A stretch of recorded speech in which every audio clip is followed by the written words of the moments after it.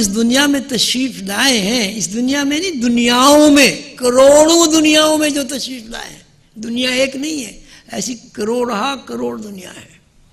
سورج ایک نہیں ہے، کروڑوں سورج ہیں. چاند ایک نہیں ہے، کروڑوں چاند ہے.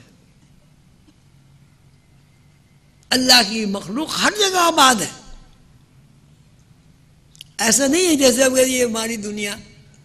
حضور قندر بابا اولیاء رحمۃ اللہ علیہ نے مجھ سے فرمایا کہ ہماری دنیا کائنات میں سب سے چھوٹا کرہ ہے، سب سے چھوٹی کرہ ہے. اور اس کی مثال انہوں نے یہ فرمائی کہ ایک بہت بڑا گنبد ہے، کسی مزار کا، کسی مسجد کا بہت بڑا گنبد ہے. سوئی لے کے روشنائی میں ڈبو کے اس پہ گنبد پہ لگا دیا جائے تو جتنا بڑا وہ دھبا ہوگا یا نقطہ ہوگا کائنات میں ہماری دنیا کا وہ مقام ہے. اتنی چھوٹی دنیا ہے. اب آپ اندازہ لگائیے پورا بڑا گنبد، اس میں سوئی کا ایک نشان. گنبد جتنی بڑی بڑی دنیا بھی یہاں موجود ہے.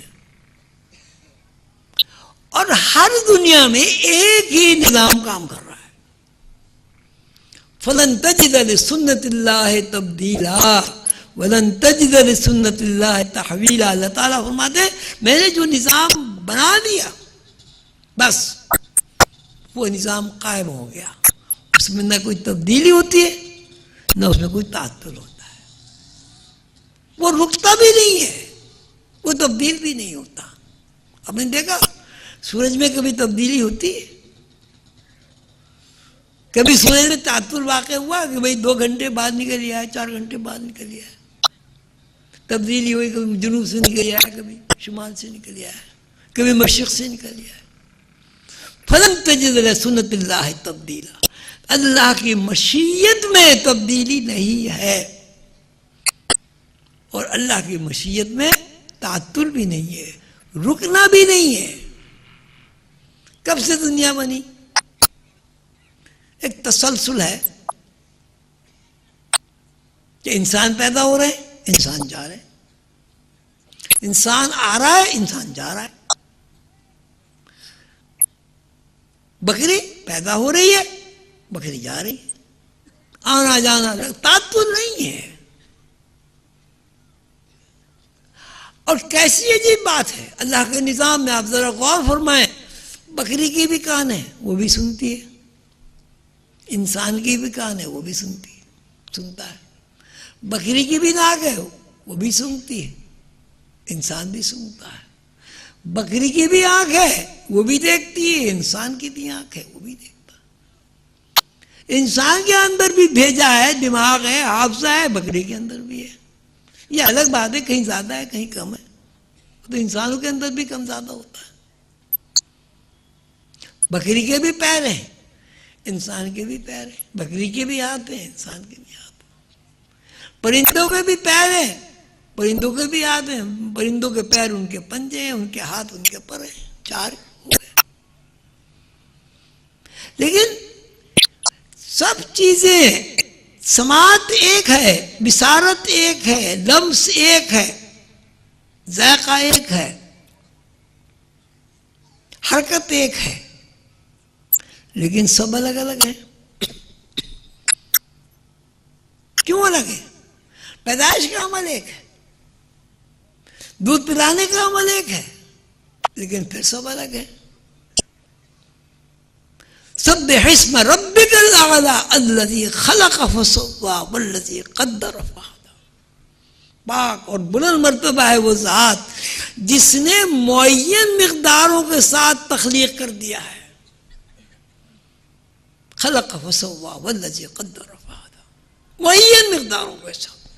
کیسی عجیب بات ہے، کیسی عجیب صنائی ہے، اللہ کی قدرت ہے. سماعت ایک ہے، سننے کے ذرائع ایک ہیں، لیکن کان کی شکل تبدیل ہو گئی، ہاتھ کی شکل تبدیل ہو گئی، پیر کی شکل. بھوک ایک ہی ہے، پیاس ایک ہی ہے، تقاضے ایک سے ہی ہیں.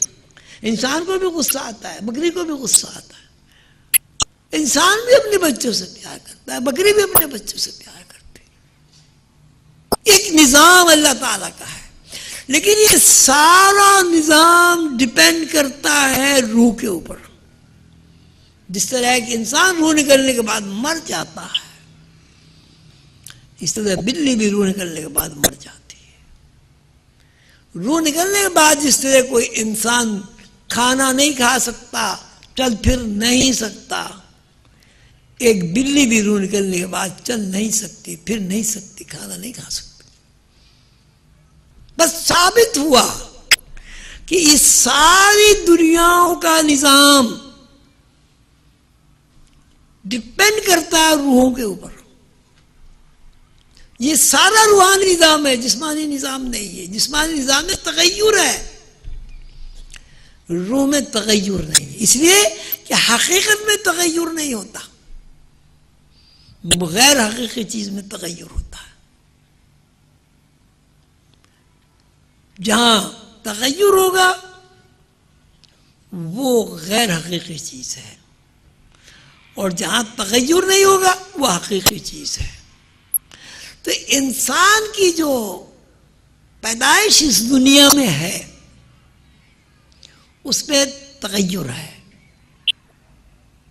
ہر روز تغیر ہے، ہر آن تغیر ہے، ہر سال تغیر ہے، زمانے کے حساب سے تغیر ہے، لیکن اس کی روح جو ہے اس میں تغیر نہیں ہے۔ انسانوں کی جو بدنصیبی ہے وہ یہ ہے کہ انسان نے تغیر کو حقیقت سمجھ لیا ہے اور تغیر کو حقیقت ثابت کرنے پر بضد ہے کہ بس سب کچھ یہ ہمارا جسم ہی ہے، یہی کھانا ہے، یہی پینا ہے۔ عجیب بات یہ ہے کہ ہر انسان یہ دیکھتا ہے کہ اس کے باپ کا انتقال ہو جاتا ہے، ہر انسان یہ دیکھتا ہے کہ اس کا دادا بھی دنیا میں نہیں رہا، ہر انسان کو اس بات کا بھی علم ہے کہ یہ زندگی چند روزہ ہے۔ اس کے باوجود وہ سب کچھ تغیر پذیر جسم کو سمجھتا ہے، جو کچھ اس کی زندگی ہے وہ یہی ہے کہ یہ جسم میرا جو ہے یہی اصلی ہے۔ اب اس جسم کو آسائش مہیا کرنے کے لیے مکان بنانا، کاروبار کرنا، پیسے جمع کرنا، بیمانیاں کرنا، مکاریاں کرنا، ملاوٹ کرنا،